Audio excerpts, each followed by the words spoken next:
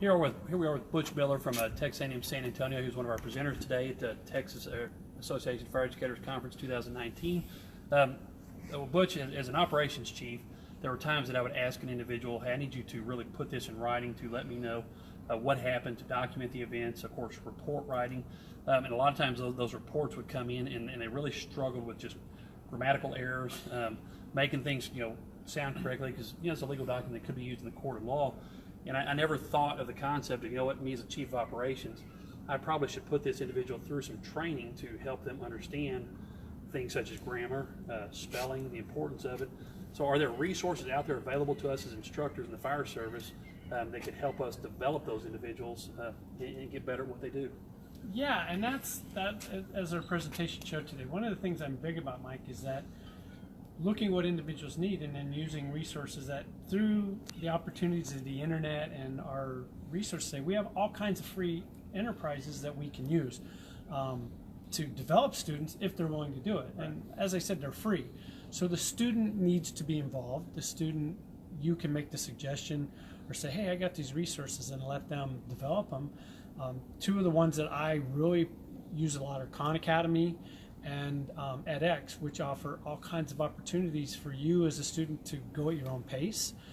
There's nobody there grading your papers or telling you, hey, you failed or this isn't right. It's you learning on your own and at what you need. And the cool part is you can assess yourself and then do it yourself. And nobody has to know, but I think as fire chiefs and fire administrators, we need to encourage students that, hey, this is out there, you can do it. There's support that you can give to earn certificates. So as a fire chief, you can say, if you earn this certificate, I'll pay for your certificate. Yeah. And so then you can have an interaction, and it gives someone a chance to be successful. So what I hear you say is that I got a young guy who wants to promote a driver. Obviously, in order to do so, you got to take a driver-operator class, hydraulics, friction loss calculations, a lot of algebraic type equations, but this kid is just not any good at math. Is there something I can do for him as a training officer to help him in this class you're talking about? Yeah, they can do self-assessments on where they're at with math, and then they can go back to where they need to and use the classes that they need. And the cool part is that it's up to them, and their creativity and their experience level and what they want to do makes it. You can go from a kindergarten math class all the way to college level math classes, and they're free. There's no time frame. You can do it, and we don't all learn at the same rate. Some of us pick up things quicker than others. But again, I think as drivers and operators and doing pump calculations, sometimes we may not be. And maybe it's good for our older ones to go back and practice and say, you know what, I haven't done that in a while. And so they can assess themselves and use it. Again, I stress the freeness of it, but it's there for them, and they just have to be willing. And I think as managers and leaders, we need to encourage them and say, hey, this is there, let's use it. Now, the cool thing you kind of talked about is now me as a training officer, I actually have a chance to help you develop. Now, the term you use is kind of professional development. So you had us write on cards what our thought of professional development is. So what exactly do you mean by that when you say professional development? Well, we've never really, as I showed the class, when you do a Google search of what is professional development, it comes back with 3.7 billion documents. So nobody really has a great handle.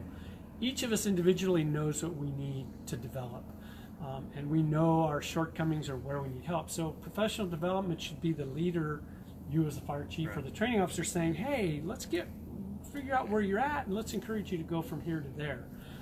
I'm all about getting people from one end to where, but as I use the example in class, I have 3 kids.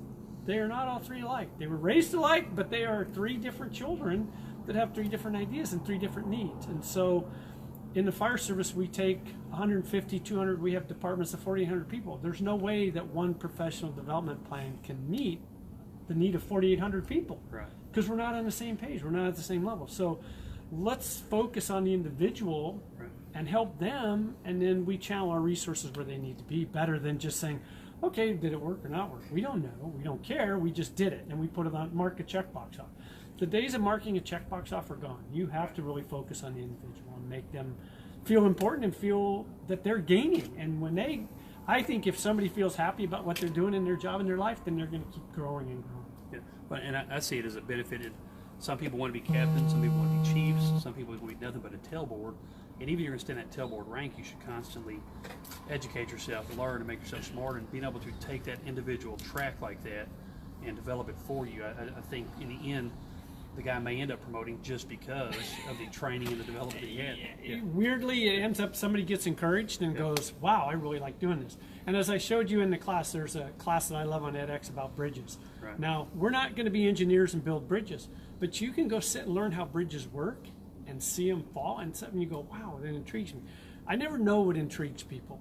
I mean, for me to say that this you're going to like, you may go to the bridge class and call me and go, that was the worst class I've ever seen. Right. But you may find something you go, hey, but I found this one I really like on analytics or something.